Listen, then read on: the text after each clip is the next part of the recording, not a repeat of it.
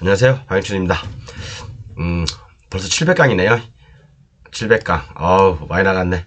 이래도 공부 안 하시겠습니까? 실전 3편인데, 이 강의를 듣기 전에 여러분들 반드시 요 강의를 먼저 순차적으로 들으셔야 돼요. 박영춘 698강, 699강, 그리고 지금 오늘 하는 게 700강인데, 이것을 건너뛰고, 698강, 699강을 건너뛰고, 오늘 걸 듣는다면, 이 오늘 걸 듣잖아요. 700강을 듣잖아요. 그럼 앞뒤가 안 맞아요. 절대. 좀 시간이 걸리시더라도 98, 99 반드시 듣고 오늘 강의를 들으십시오. 오늘이 이제 결론을 맺는 날이잖아요. 그렇기 때문에 이러한 내용들을 하고 이외의 내용들이 다 있습니다. 98, 99강에요. 698, 699강에. 자, 그러면 한번 보겠습니다. 오늘 결론을 내리는 날이니까 조금 여러분들이 이제 뭐 어떤 결론을 얻는 것보다는 공부를 한다. 이 많은 것들을, 양들을 공부를 한다. 그런 의미로 보시면 좋을 것 같습니다. 결론은 정해져 있어요, 여러분. 자, 볼게요. 자, 이러한 모든 것들이 다 아니라고 했을 때도, 그죠? 이러한 모든 것들이 다 아니라고 했을 때, 다시 한번 말씀드리지만 이 강의를 듣는 분들 698, 699, 700강 순차적으로 들으셔야 돼요. 본 강의만 들으시면 절대 이해를 할 수 없습니다. 그래서 유치권 승소 판결문도 가지고 있고, 그죠? 건축주 명의 변경도 거부당했고 해결하는 방법들이 있고, 사용 승인 준공검사, 그 다음에 산지 전용 허가, 그죠? 그 다음에 공장 설립 승인. 여러분들이 조금 한 가지 헷갈릴 수 있는 게, 우리가 건축법에서는 건축허가라고 하잖아요. 그죠?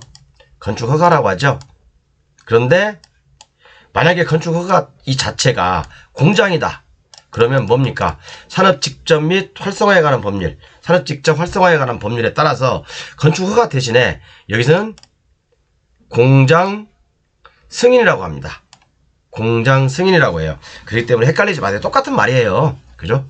공장 설립 승인 또는 건축허가 똑같은 말이에요. 그냥 우리가 일반적인 건축물을 건축할 때는 건축허가 그렇게 가는데, 공장 산업직접 활성화 및 공장 설립에 관한 법률에 의해서 공장을 짓는다, 공장을 건축한다 했을 때는 통상 공장 설립 승인이라고 합니다. 그러니까 그 말은 똑같은 말이에요. 공장 설립 승인이라든가 건축과 똑같은 말이니까 헷갈리지 마세요. 그 다음에 또 하나 뭐 이제 법정기상권 성립 여부, 법정기상권, 뭐 유치권, 준공, 뭐 이제 촉탁 등기, 그다음에 건물이 거의 80% 완공된 상태에서 건축허가 취소 가능한지, 그다음에 산지 전형, 어떤 뭐 장기 미준공으로 인한 어떤 이런 것들, 그다음에 이런 것들이 쭉쭉 있었는데, 이런 것들을 이제 어제 다 설명을 해드렸죠. 698, 690 강에서 다 설명해드렸고, 여기에 있는 내용들도 다 설명해드렸습니다. 그러면 오늘은 이와 관련된 판례, 조문, 그 다음에 법조처 6건에서 질의회신을 통해서 다시 한번 복습을 해보고, 결론을 짓는 데 있어서, 자, 결론이 뭡니까? 우리가 여기서 찾고자 하는, 이 물건을 찾고자 하는 결론은 뭡니까? 건축허가가 취소되면 유치권이 소멸하는지 그거잖아요. 그죠? 이러한 내용들 다 짚어봤어요. 여기에 있는 내용들, 또 위에 있는 내용들 다 짚어봤습니다. 그러면 하등에 문제는 없죠, 일단은요. 그죠? 그러면 건축허가가 취소돼요. 공장 설립 승인이 취소가 된다고요. 그죠? 자, 공장 설립 승인이 불허가 될 수가 있습니다. 그러면 내가 거기에 이 유치권자가 행사하고 있는 유치권이 없어지는지, 그죠? 유치권은 뭡니까? 말 그대로 물권을 점유하고 있는 거잖아요. 그죠? 점유권을 행사하고 있는 거잖아요. 어떤 물건에 점유권을 행사하고 있는 거예요. 점유권이 가장 먼저예요, 여러분. 점유권은 소유권보다도 먼저입니다. 그죠? 권한이 있다면 소유권에 먼저 하는 게 바로 점유권입니다. 그게 바로 유치권으로서 합리화되는 거죠. 그죠? 점유권은 제일 먼저다. 그렇게 보시면 됩니다. 자, 그래서 건축허가가 취소되면 유치권도 소멸하는지. 자, 여러분, 제가 어제 이제 마무리하면서 하나의 판례를 읽어드렸죠? 뭔 판례를 읽어드렸습니까? 어떤 분이 저한테 그래요. 이 판례를 갖다가 읽어주시더라고요. 옛날에 보내주시더라고요. 자, 제가 한번 읽어보겠습니다. 유치권도 깨진대요, 이분이. 그죠? 유치권도 깨진다고 하더라고요. 그래서 제가 설명해드리겠습니다. 건물의 점유자가, 그죠? 건물의 점유자죠. 유치권자죠. 건물의 원시 취득자에게 그 건물에 관한 유치권이 있다 하더라도, 유치권을 행사하고 있다 하더라도, 유치권이 진짜 진성 유치권이라 하더라도 그 건물이 존재와 점유가 토지 소유자에게 불법 행위가 되고 있다면 그 유치권으로 토지 소유권에게 대항할 수 있다. 자, 그럼 우리가 전 시간에 살펴봤듯이,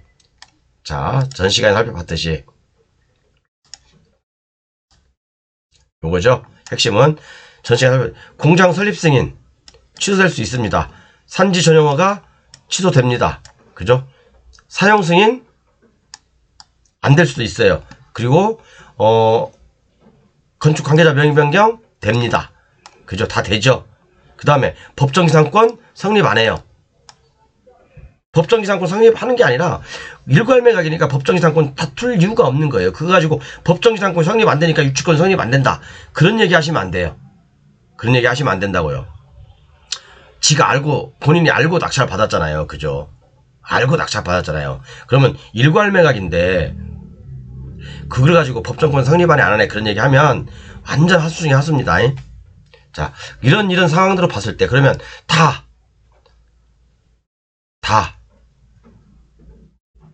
안 되네. 그죠? 다 취소되네. 그러면 건축 허가도 완료가 불가능하다 보니까, 공장 설립 승인도 완료가 불가능하다고 보니까 획득한 유치권도 소멸하냐? 소멸 안 합니다. 여러분, 결론입니다. 이게 유치권 소멸 안 합니다. 당연하죠. 당연합니다. 자, 제가 사실은 여러분들께 여기 중요한 제가 판례 번호라든가 이런 건 다 가렸어요. 사실은요. 여러분들께 제가 이건 공개를 안 하려고 일부러 다 가렸거든요. 가렸으니까 여러분들 공부하시고 싶으시면 한번 찾아보세요. 자, 그리고 이 사건이었고, 자, 지금부터 그럼 하나씩 한번 지켜볼게요. 우리가 이제 건축관계자 변경신고, 건축관계자 변경신고는 건축법 시행 규칙에 나와 있습니다. 자, 이걸 읽어보기 전에, 이건 안 읽어봐도 돼요, 여러분. 건축관계자 변경신고서가 제출되면 문제가 없다고 생각하면 건축관계자 변경신고 필증을 주게 됐죠. 이렇게 건축관계자 변경신고 필증에 되어 있습니다. 건축관계자 변경 필증에는, 신고 필증에는 뭐 있습니까? 건축주, 설계자, 공사 시공자, 공사 감리자를 변경하는 거잖아요. 변경 전, 변경 후. 그럼 이거 확인필을 주게 되겠군요. 그럼 여러분, 내가 98, 99강에 설명했듯이만 건축물 이렇게 지려고 했어. 그런데 어떤 건축물이 일단의 건축물이 여기 남의 토지를 7평 정도 침범했어요. 7평 침입을 했어. 그러면 이걸 가지고, 이것을 이유로 건축 관계자 명의 변경을 해주면 안 해준다. 이것은 잘못된 거라고 했죠. 건축 관계자 명의 변경은 이 건축물에 관한, 이 사람들에 관한 그냥 명의 변경이에요. 이 토지를 침범했네 안 했네 그런 내용 어디 있습니까? 어디 있어요? 토지를 침범한지 여부 그런 내용이 있어요? 없죠. 자, 그러면 건축관계자 변경 신고서를 볼게요. 똑같아요. 건축주, 설계자, 공사 감리자, 공사 시공자를 변경하는 거예요. 변경 전, 변경 후 여기 있잖아요. 그죠? 변경 전, 변경 후, 변경 전, 변경 후 이렇게 나와 있잖아요. 그죠? 그런데 여기 어디에도 토지를 침범했네 어쨌네 그런 얘기 나옵니까? 토지를 침범했네 어쨌네 그런 얘기 나와요? 안 나와요. 그래서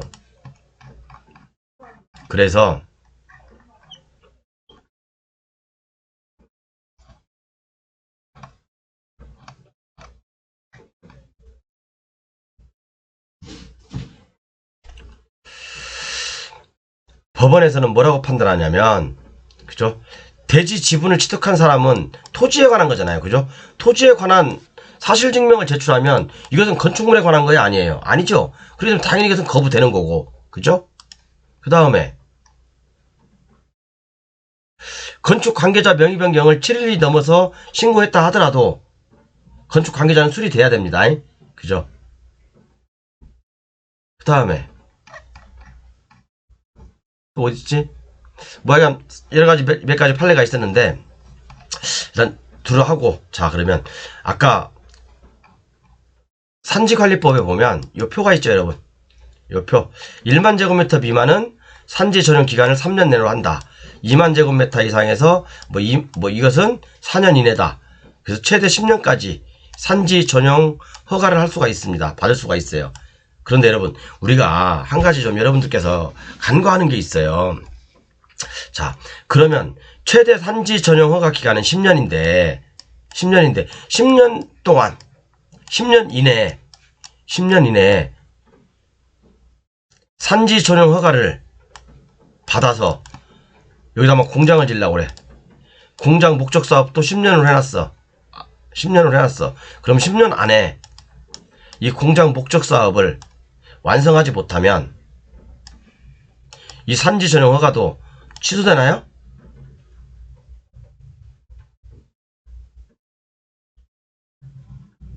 취소돼요?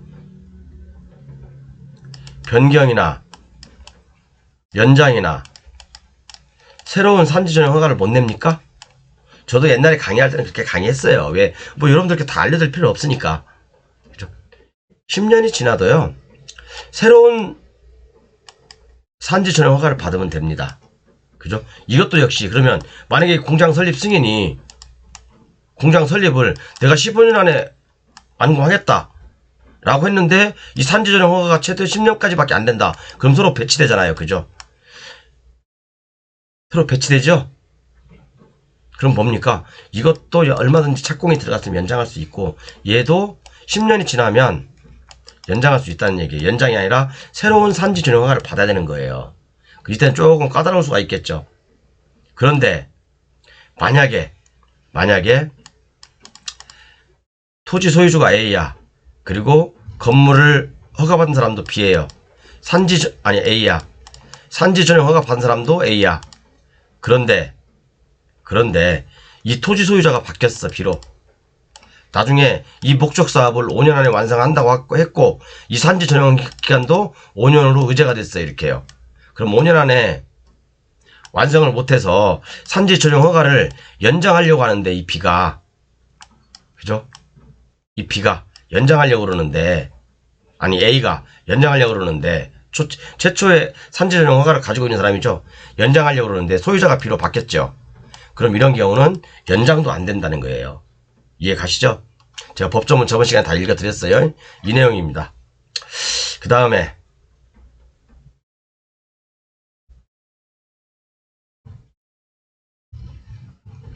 여기 내용 나와 있네요. 산지 전용 허가 기간은 최대 10년인데 기간이 경과되면 할 수 없는지, 할 수 있습니다. 새로운 산지 전용 허가로 가야 돼요. 여기에 불허가 어쩌고저쩌고 나와 있죠. 오케이. 자, 그리고 판례에도 건축주 명의 변경을 건축주, 공사 시공자 또는 공사 감리자, 그죠? 요렇게 얘기하고 있습니다. 또 여기 설계자가 빠졌네. 그죠? 설계자가 빠졌네. 이해 가시죠? 그렇기 때문에 토지에 관한, 토지가 경계선 침범했다 어쨌다 그거 가지고 얘기할 건덕지는 아니에요. 그것은 사용 승인 시에 얘기할 건덕지란 얘기죠. 그죠? 어떤 법조문에 토지에 관한 얘기는 안 나왔습니다. 자, 그리고 또 한 가지 보여드릴 게 있었는데, 자, 유치권에 대해서 한번 얘기해 볼게요, 여러분. 유치권에.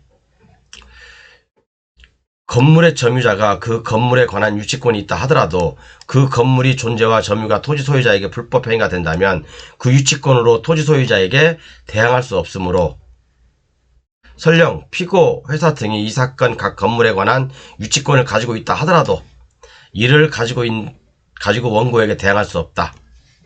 이 말을 가지고, 그죠? 이 말을 가지고, 자,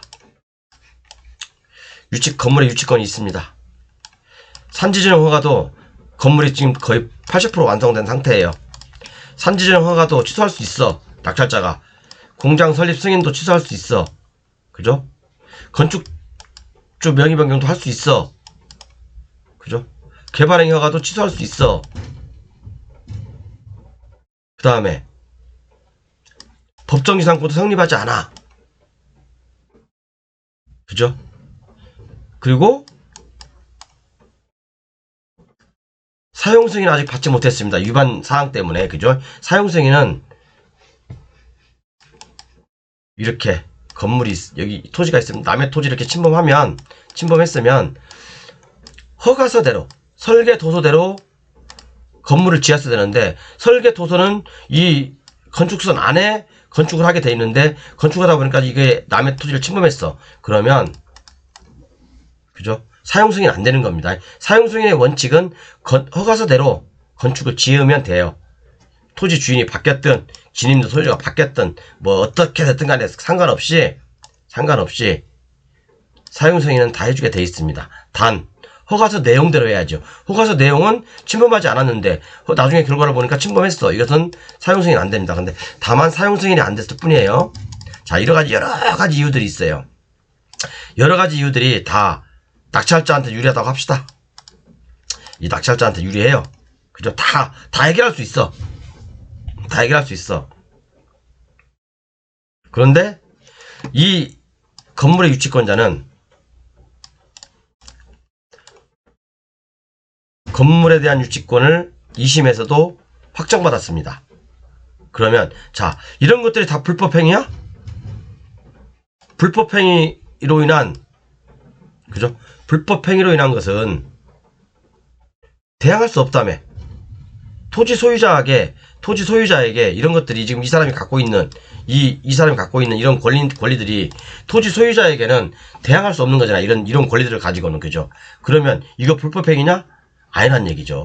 유치권은 이미 공사를 시작했을 때부터 유치권이 성립됐어요.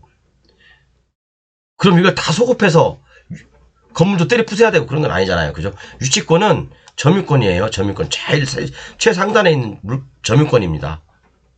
그렇기 때문에 이런 것들을 다 무력화시킨다 하더라도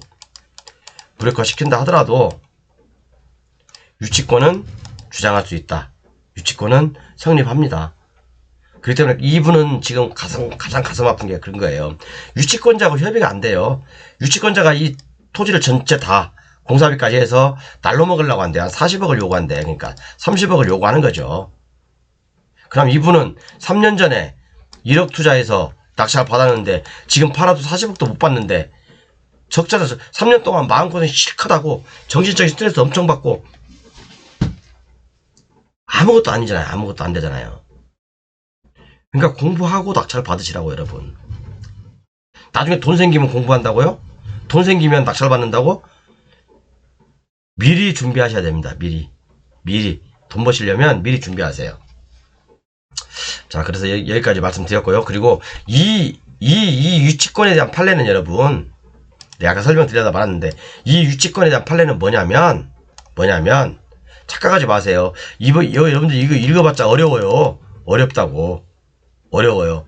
이 유치권 결론만 봐서는 아까 그 사건의 낙찰자한테 굉장히 유리하게 보이지만 이 유치권의 사건의 개요는 그거예요. 핵심은 그겁니다. 법정지상권이 성립하지 않는데 유치권이 있을 수 있냐? 그거거든요. 그 내용이에요. 법정지상권이 없으니까 토지 소유자에게 유치권자는 불법행위를 하고 있다는 얘기예요. 대항할 수 없다는 얘기거든요. 당연히 법정지상권은 물건이잖아요. 물건이 없는데 채권이 있을 수가 있냐? 그 얘기거든요.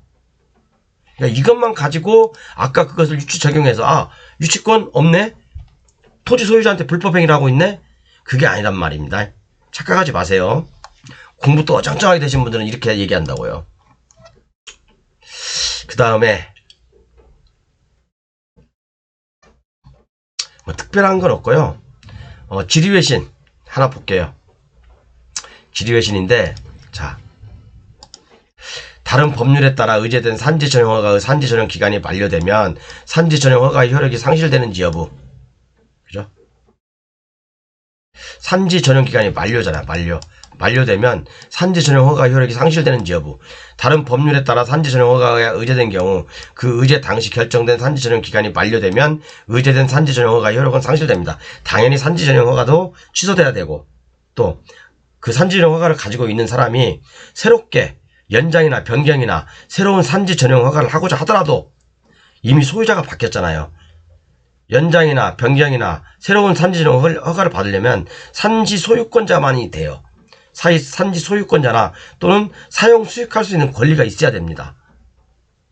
그렇게 권리가 없으면 유치권자가 산지 전용 허가를 갖고 있다 하더라도 산지 전용 허가는 취소됩니다.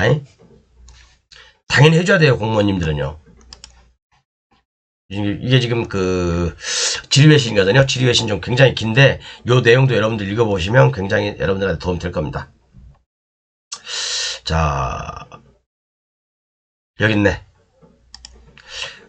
건축물 사용 승인 반려, 그러니까 대지의 소유권을 확보하지 못했다는 이유로 반려할 수 없다는 얘기죠. 그러니까 이 사안이 뭐냐면 어떤 토지가 있었어. 여기다 건물을 지었어요. 그런데 진입로가 이 토지도 A였고 건물도 A였는데 누군가가 낙찰을 받았죠. 그죠? 누군가가 낙찰을 받았습니다. 그런데 이것을 사용 승인을 하려고 하다 보니까 이 건축물이 적법하게 지어져야 되죠. 건축 허가서 내용대로. 그죠? 이것을 사용 승인을 하려다 낙찰받고 사용 승인을 받으려다 보니까 벌써 20분 지났네. 사용 승인을 받다 보니까 이 토지주가 바뀌었어. 이 도로 소유주가 바뀌었다든가 또는 이 대지가 지분이 A, B, C, D였는데 이 A가 뭐 F로 바뀌었다든가 그래도 이 건물에 대한 사용 승인을 해줘야 된다 이거예요. 대부분 지금까지는 보안명령을 공무원들이 많이 때렸죠. 때리면 안 돼요, 여러분. 아시죠? 제가 제 유튜브 경매사령관에서 사용 승인에 관련된 거 한번 쳐보세요. 그 다음에 단 사용 승인이 안 되는 건 뭡니까? 아까도 말씀드렸지만 건축선을 침범했다든가. 자, 이게 저희라고 합시다. 이게 경계선이야. 이게 A 토지, B 토지.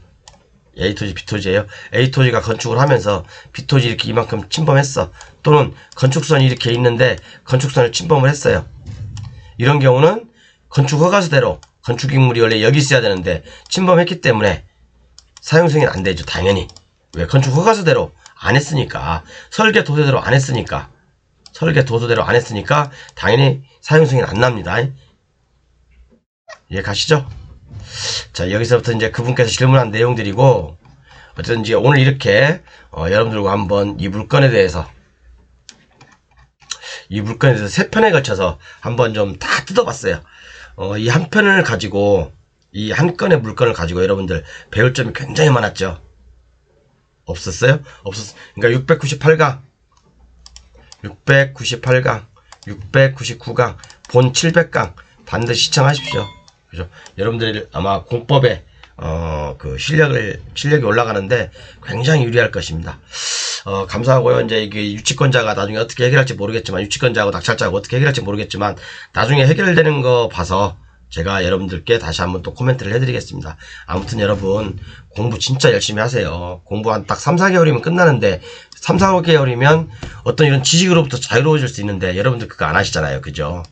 그거 안 하시고, 교재 판매는 이렇게 하고 있습니다. 원래 지금, 제가 아직 수정을 못했어요. 5월달에 금액이 올랐어요. 7월달에는 대폭 올릴 겁니다. 기본 교재만 사실 분들은 이 가격이고, 블루오션 교재만 사실 분은 요 가격. 그죠? 같이 구매하실 분은 요겁니다. 요 가격입니다. 참고하시고요. 반드시 여러분 진짜 시간 더 흐르기 전에, 시간 더 흐르시기 전에 진짜 공부해 놓으세요. 공부해 놓으시면 정말 지식으로서, 아니면 또 부동산 경매 어떤 그 지식이 굉장히 자유로워집니다. 그러면 남들한테 정말 어깨도 필 수 있고요. 언제 어느 때인가 기회가 옵니다. 준비된 자한테 항상 기회는 오게 돼 있거든요. 여러분들께 정말 항상 성투하시기를 바라고요. 오늘 이렇게 조금 어렵고 까다로운 부분인데 세 편에 걸쳐서 유튜브 세 편에 걸쳐서 요거 하나의 물건을 가지고 분석을 해봤습니다. 제 유튜브 보면 굉장히 지금 이제 조회수가 많으니까, 이번 원래 4월 달에는 100만 명을 돌파하려고 그랬는데, 4월 달에 100만 명 돌파하려고 했는데 100만 명을 돌파 못했습니다. 좀 안타깝죠. 지금 보면 일주일에 막 4만 명씩 되는데, 자, 지금 91만 9천 명이네요. 조회수가, 현재 조회수가. 그 다음에 구독자는 13,221명. 하루에 한 10분 이상씩 요즘 늘어가는 것 같아요. 구독자가 13,000명에서 딱 정체됐다가 200분이 한 열흘 만에 늘어나신 것 같아요. 여러분 만에. 여러분 1강부터 1강부터 사실은 100강까지는 제가 그냥 술 먹고 한 것도 많고 그러니까 별로 신경 안 쓰셔도 되는데, 아무튼 거꾸로 들으세요. 거꾸로. 700강, 699, 698 이런 식으로 들으셔도 도움이 되실 겁니다. 감사합니다. 5월달에는 한번 요게 100만 명 조회수가 되도록 노력해 보겠습니다. 감사합니다.